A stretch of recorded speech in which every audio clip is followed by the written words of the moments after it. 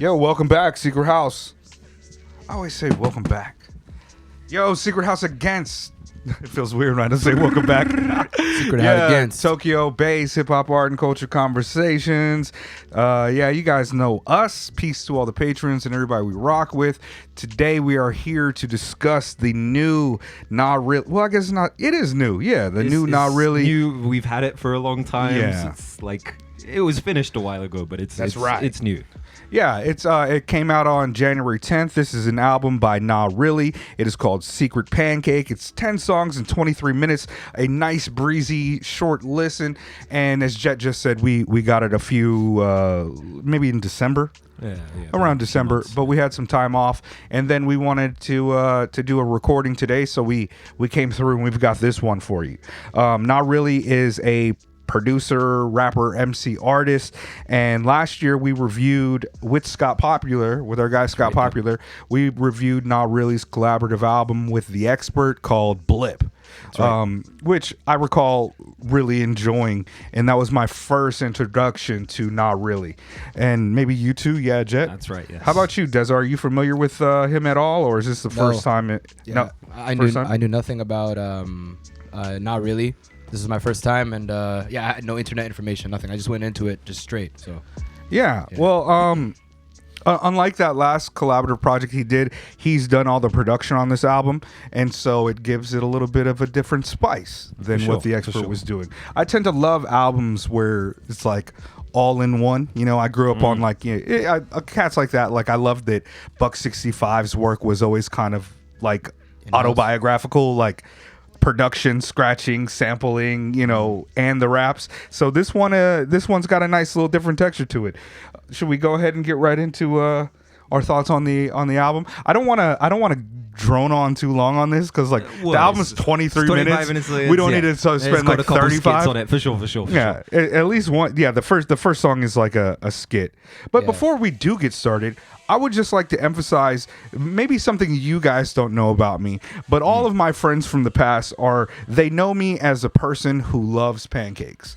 Okay. I really was a huge pancake guy. I used to have it, on my MySpace page and my old Facebook page signs. I would go out of my way to find good pancakes. And living here in Japan, you like them? Yeah. Well, Japan's pancakes are more like desserts than they are breakfast fluffy foods. As hell, man. Yeah, and they've got the souffle ones that are like fucking extra thick, and I don't necessarily care for those. I'm more along the lines of like a breakfast pancake person. Some Denny's shit. Absolutely. A greasy spoon diner thing. Is that a thing in Canada? Yeah, man. Okay. Yeah, we got them chocolate chip pancakes, man. They're fire. I don't do that. You don't do that? No. America? No, I mean, they do, but I don't. Not to go too far off of this tangent, but one thing I've noticed a lot of Americans, and I guess North Americans will say, when they come here, it's like, oh yeah, the food's amazing, but Japan doesn't do breakfast. Japan doesn't have breakfast. Right. And you guys are always talking about like a greasy spoon thing with bacon, pancakes, and eggs. It's like, you get out of the, the bar in the middle of the night. Yeah. Go get some breakfast. It's like 2 a.m. You go to Denny's. In the South, you go to like Waffle House. And in Cali, when I was there, you go to your greasy spoon diner spot that used to exist. I don't know if they exist like that anymore, but or Denny's. And back then, it used to be hella cheap. You get like a Grand Slam for like $5.99, which is like 2 pancakes, 2 eggs, 2 sausage, or 2 pieces of bacon, unlimited coffee. That'll get you right. That'll get you right. And unlike here, or even like IHOP, I'm not a person to put fruit on my pancakes. I'm not a person to use strawberry or blueberry syrup. I just like butter and maple healthiest syrup. American. Yeah. Well, it's like, I feel like maybe you get like more nutrients if you have like a strawberry on there or something. But out here, it's all fucking dessert. Yeah, I'm a weeaboo, so like I'm good with little washoku personally. I'll take my rice and fish and miso soup and skim on a mountain vegetables. I just want some good cereal out here. That's it. Word. We're doing better with that. To wit, the album, the pancake does come up a lot in the skits and occasionally like lyrically. And I was, it was kind of curious and, just how the pancake has this cultural significance in the US that maybe I'm like a little blind to, where I'm like, even like a Secret Pancake, that would be a good band name, or I'm like, no. Yeah. Yeah, I know. But, if you're like a pancake guy, like, maybe this makes a lot more sense. And I was kind of curious what movie some of these lines would come from. So I just quickly Googled, I'm like, pancake movie, thinking like, oh, come on, there can't be that many pancake movies. There's a lot of fucking pancake movies out there. Yo, don't mess with people's pancakes. People really love a pancake out here. What do you guys do like fucking beans and toast and shit in the UK? You don't have to bring the UK into this. I didn't say anything about British food. I didn't say anything about British food. I know you're not necessarily rocking with that, but I'm not exactly sure where the pancake kind of comes into play here, like the metaphor or whatever. I will say I do think that this album serves very nicely as a like wake up in the morning, get your nutrients in, get full, have a coffee on the side, ready to go confront your day type thing. I can see that.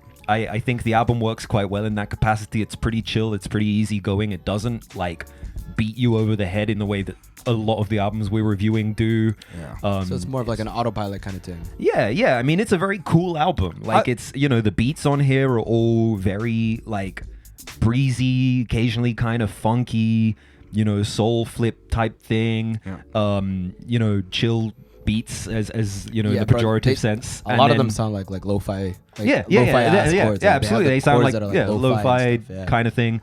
And then like he's rapping over the top, and he's not exactly doing backflips over it, but like you get some clever turns of phrase and like some fun flows and some good switches like from one verse to another. And it's like, all right, cool. Like that's breakfast. I'm ready to go face the day now. It's 25 minutes long. It's like in the time for you to like scarf down a pancake and take a shower. I feel that. That's a good connection. Like, I know that recently Ro of the Rap Music Plug podcast did an interview and a conversation about this, and they were going to ask some specific pancake questions on that as submit by like the Discord and just our general conversations. I haven't went to listen to that yet, but please, our supporters know that Rap Music Plug podcast is comrades, and I rock with Ro, and I think he's the best doing it right now when it comes to these interviews. So go check that out. I'm actually going to go check that out because I would like to know how the cover came about. You know what I mean? Because it's like it's like but it's just it's like a little stick of butter in the middle of some maple syrup. I like that. Really, like so. I'm fucking with that. But to your point about this being like a wake up and be a like real breezy type of listen, what I equated it to is like this really reminds me of some good old like American suburb porch music. Like you go, you sit on your porch, you watch your neighbors go by, this album's playing in the background, maybe you smoke a cigarette, maybe you smoke a bowl, maybe you just drink a cup of coffee on the porch and just kind of vibe out to it. I think that all of these songs are like pretty breezy and pretty kind of just like easy going, as is Nahreally's kind of flow. For sure. And one of the things that like I feel about Nahreally is like you said, he's not necessarily doing the most like complex type of bars. He's not the most master of poetic devices or really strange and experimental. But what I do like about him is that when I listen to his work, I kind of feel like, oh, that's a fucking cool guy that I would kick it with. A lot of his messages are not like beating you over the head with doing well. A lot of them are observational, but also just like, I'm trying my best to figure this shit out and be better and feel good about things. And like, maybe that's how we should do it too. He says lines like do not say thanks, which is, do not say thanks, which is, it's a really good one that works for me right now. Gratitude type thing. Yeah. He says, I'm flanked by great people. I think $1 million is a lot like Dr. Evil. I grip the mic with the utmost aplomb. Shout out to my dad and to my mom. Gone are the days that I do not say thanks. And then he says like, he also realizes that it's like, that's like kind of a platitude. In the second verse, he says that's actually not true, but a written reminder of how to live. And I like that kind of. He reminds me of like a blue collar MC, a blue collar worker. Like pounding away, just doing his craft, and this gives me that kind of chill vibe with it. How do you feel about it, Deza? Are you not so into like this style of rap?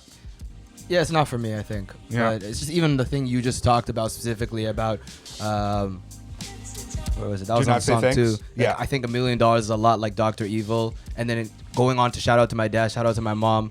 I felt that a lot of the lines, they just, I wouldn't say they had a like non sequiturs. Yeah, there was non sequiturs. Yeah, there was no, I felt the connecting thing between them. I felt like it was just like a friend that was just talking. Like I can see that Kingston, for example, just saying some shit like that to me personally, and I'm not expecting backflips, but I'm kind of expecting like a jog or a sprint or something. Well, it's funny because like honestly, it is kind of like melancholy a little bit. When I was listening, like some of the flows on here and some of the rhyme choices and stuff reminded me of how you rap. Really? Yeah. Like I found like the way that he fits some of his flows together, some of the little structures that he uses are like not dissimilar to some of the stuff that you've been doing on like some of your more recent output. Really, I feel like I can't subject matter wise very differently. I think you guys rap about very different things, but I feel like your choices of flows are often quite similar. Okay, so well, it's interesting that you didn't fuck with it personally like that. Yeah, maybe it's like some. I'm not trying to say like you're projecting yourself like none of that, but no, I also really get what Des is saying, because this is like there is kind of like a pocket or a group of MC stylers that kind of have this similar type of approach, especially often coming from like white rappers. And not that I'm trying to like white boy him or anything, I didn't but even know like he was. if you go back to like Prolific or Robust or even like a Slug or a Sage I was Francis, say, this kind of reminded me of the Lost Atmosphere joint. It's fair. I mean, and I'm thinking of like Sage, like 20 years ago. I haven't really followed his new stuff, and Sage is really poetic and really good. But there's that kind of everyman approach that I think that some other cats right now do that too. Like Jesse the Tree's on this, and I get that kind of like suburban everyday rapper. That's the only feature, right? No, there's also Michi 718. Yeah. Who kills it, by the way? Yeah, I was gonna say there was one feature on the song. Which song? Jesse the Tree is Sims. Michi is on Sims, and Left with a Sense is on. Jesse the Tree is on Left with a Sense. Yeah, Left with a Sense. I was really impressed with that MC. Yeah, Jesse the Tree, Sleeping Dogs. Yeah. Like the stuff he's doing with Andrew, the stuff he's doing by himself. Like that's just real ill. I tend to, of all those MCs that I listed before, I tend to really enjoy them. But there is an element that I will not deny when introducing a lot of the black homies to them. It doesn't necessarily resonate often. And I think that's fine. It's not a critique about their work so much as it is about like your general kind of feelings. Like I haven't gone back to really listen to Blip a lot. But again, when I do listen to it, I hear him and I'm just like, this is tight. Like like a lot of these songs were, I find him a bit comedic too. I think that he has like a levity to his music that I often enjoy. That's kind of funny to me about things. He'll throw a line in there like, what is the line about the guy from Devo and shit? You know what I mean? The guy who wrote the Rugrats theme was in Devo. Devo, yeah. Like, I mean, it was just so out of left. I was like, what the fuck? Wait, what? Yeah, that's like this Snapple fact that I like. You know what I mean? Like that's like this type of. It's like the guy that directed Wedding Crashers also directed a Tupac video. I like that type of thing. Yeah, that's exactly what I expect my friend to say. Like, I do like to. I mean, I do think sometimes like it's fun to read a little bit further and see the connection. Sometimes it can be real clever, straight out the jar when I'm staying up. What is it? I've been solid 10 olives straight out the jar when I'm staying up late. AK to the A, who him. I'm branching out, olive branch, going out on a limb. Fun fact about me is I cannot swim. I know you're guilty of murdering Sims. I like that. You know what that reference is, right? Yes, you know how we killed the the Sims? Like when we were playing the Sims, you put them in the pool and then you delete the ladder and then the Sims can't swim forever and they drown. It's fucked up. And that was the shit that like we all used to do as kids. Yeah. Like, and it's like you have these, and then the olives floating in the jar. I don't know if that's intentional, but that's the image I have. Floating in the same jar. I will not deny there are some hard bars on this. Like he was talking about, it's not about what you eat, but about the portions. Or he's like trying to stay sharp and fly like a javelin. In abundance of pundits, opinions redundant. The dunces among us repugnant. Like there's some hard shit in there. But then there's just some shit that I'm like, wait. Why were you talking about the thimble and Monopoly? Like I'm just like, there was stuff like that I couldn't completely vibe with. But there is dope shit here. Yeah. So Yeah, that's just how I felt about it. What? I actually, one of the things that I like about our channel that I'm always telling you guys, like, if you have like something that doesn't necessarily a vibe, like, don't think that we're not here to discuss those things. I think we do it all in good faith. And for the people who are listening, they hear like, oh yeah, Mega, Jet, and Deza all had a glowing, review of this, and they also had a glowing review of Mike, and so I'm going to like everything they like, but that's just not how it is all the time. No. And I think I may enjoy this album a little bit more than I enjoyed Blip. This one is just something about the production on it really works for me. I like that Sims joint. That beat reminds me of Vision off of the Earl Sweatshirt with the Z looper shit. That kind of piano. Let me put it on in the background a little bit, but yeah. I mean, compared to Blip, I'm kind of two minds, because I do find that this one's like an extremely easy listen, and it's so short. What is Blip like? Blip is a little weirder than this one. Did he produce that one as well? No, so the Expert produced that one. Oh, okay. And like, I think maybe the Expert takes it to some more interesting places, but at the same time, like, if I'm gonna sit down and listen to one of these on the train, I'm gonna pick this one here, because it's like, it's like a real fun, breezy listen. And like I said, something to help me get out of bed in the morning. One thing also about Nahreally style is like I think of him, and I often say this, is like there's a group of writers who I feel are like, for lack of a better term or to describe it, like creative writing class MCs who come up with a topic and they write through the topic and they pretty much stay in line. On Blip, he does that excellently. This album to me is a little bit more casual. It's a little bit less like the through lines are here. Like, obviously, the song titles, you could kind of guess what is going on with a lot of them. Like, even the Sim song is kind of there in that way. But on Blip, it's just like, what do I do with my hands? Here's everything about what do I do with my hands. And this one's a little bit like, it still has that kind of like, this is what I'm going to talk about here, but he also has like the non sequiturs. He also has kind of like, it's not necessarily like everything on theme. Yeah. And while he's always funny, even in his in those other type of songs, like, this one is just like really breezy to me. Yeah, I mean, really breezy. Like, I can put this on usually, and when I do put this on, I played it quite a few times now, I usually skip the intro and just let the album rock and just let the album ride, because it's just it's like, without the intro, it's like 20 minutes, 21 minutes or something like that. And it's just like, you catch it. There's all these different vibes. There's just enough features to break up, like to add another tone or texture to the album, and then it's done. And it's just like, that was good. That was really good. I like that shit. Yeah. I agree. Sims is a dope track. I that's one of the ones I always thought, though, he's actually rapping here now. Like, this is dope. Yeah. I also want to talk about like the hooks on some of the songs. Okay. I felt that the hooks, it seemed, some of them were a little bit off to me. I also felt like some of the hooks on the album didn't hold up as well as the verses and the beats did. Yeah. I think it was the title track. I don't remember which track it was, but there was definitely one track on there I was just like, oh, this kind of took me out a little bit. Yeah. Okay. I think it was just kind of like, oh, okay, this is neat, but it doesn't bear repeating. Sure. Whereas whereas one of the main strengths of this album is how concise it is. Yeah. So it was kind of like, oh, okay, there's a hook here, but it feels more like there's a hook because it has to be here rather than because that's how you structure a song. Exactly. But again, I mean, the album's so brief and kind of to the point that like it's kind of like for every blip, for lack of a better term, in the record, I'm also just kind of like, well, and then it passes, and then we're on to the next thing, and the next thing's real neat too. There is a hook on here that I really do like, though. If you like how I rhyme, put your phone down and put your hands up high. Talking about like it's like a live performance type of track, but I like that intention of like, live in the moment, be immediate, don't be mediated by your phone, watching me through your phone when we're right here together. You know, if you like this, live in the now. I do like that chorus. Yeah, I do like that chorus a lot.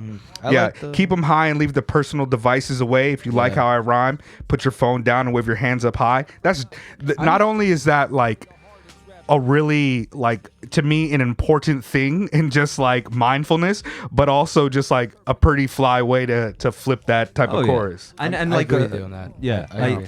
Something that's very cool about being out here actually is like people don't really be looking at their phones at the show like that. Yeah, true that. Like you don't like Japanese Japanese audience. Japanese audience. But like I don't really go to the gaijin shows like that because I'm a high level weeb. So like you don't be inviting me to all the shows. What'd you do? Oh, I went to the Just craziest. wait till your favorite artists get put on TikTok and you'll see them all in there. Don't worry. Oh, don't worry. I already interviewed Lamp. Like we passed that one. The Lamp crew don't know about me. Wait until Jet's favorites are on like the New Year's shows and shit. Exactly. Yeah, but yeah, you know, I do kind of really resonate with what you're saying, Des, and I think it's a fair critique. But I also walked away from this album being like, what a good listen. My personal favorites on the album are I really like fucking Landslide, Landscape, Landmine. Yeah, that one is dope. The title and just the rhyming on it are really dope. What does he say? No smoking in the studio, so I bought an edible. Let's bring back mids. My condition's not medical. About like, you know, medical weed being okay. I don't have to explain that. Everybody gets that. But ethical consumption in this economy, yeah, he be sprinkling in a little bit of that, a little bit of that. You know what I mean? And he's not the only one. You know, but I'm not the only one tripping, am I? Yeah, I like this. I like this type of MC that is. His braggadocio is also coupled with like a healthy amount of self-deprecation that just makes you be like, yeah, he's not an asshole. His, you know, like he's got to have strong rhymes to make up for the weak mustache. What? Yeah, I like that. My favorites on this were Onions, Sims, and Left with a Sense. That Jesse the Tree verse is just Left with a Sense is really good. Jesse's so good. That's that's some top tier Jesse right there. Yeah, no, this is my first time hearing the Jesse person, but after that, I was like, man, I'm gonna check them out. Next Jesse. Well, there was a Sleeping Dogs joint that just came out we missed, but I love, you know, the last Sleeping Dogs was incredible, and Jesse the Tree is fucking fiery and capable. Next time he drops an album, we'll hopefully we'll get to it. But yeah, Jesse the Tree, Andrew, they're crazy. Cool. They didn't make my top 10 list last year. I just didn't give a lot of listening time to it. But Andrew's album Requiem for fire. Yeah, I got to that at the end of the year, and I didn't feel comfortable throwing it on my end of the year list because, you know, I already removed so many just because. But when it comes down to it, my end of the year list should be like 40 albums that I loved. What? Yeah. I don't know. Is that it? I mean, I like Onions and Sims. I just wanted to add that as well. Those are my two favorites. Do Not Say Thanks is one of mine. I also like like I said, Landslide, and probably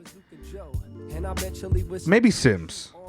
I don't know who Michi718 is, but yeah, he was going off. He gets off. Yeah, I liked it. Yeah. I like his voice. Yeah, I like that shit talk. He's obviously a brother. You know what I mean? Like, yeah. So shout out, man. I think that's it for us, right? Yeah, I mean, we've been talking for as long as the album runs, so I feel good about it. And that's that. Shouts out to the patrons. Shouts out to, you know, Sonic Cloth and Caltrops Press and fucking. I've tried not to do that anymore. They're all in the bio. All in the bio. Yeah. Check the bio, guys. Yeah, No Name Book Club behind us. Yeah. You know how it is. Yeah, we've got some changes coming up this year. Slick Rick up there behind us. Shouts out to Slick Rick. Mitchum's finest. Mitchum, represent. And that's that. It is what it is, got it down to brass tacks. I'm not trying to live drowning in the mad dash. The world's moving on, no one gets a last laugh.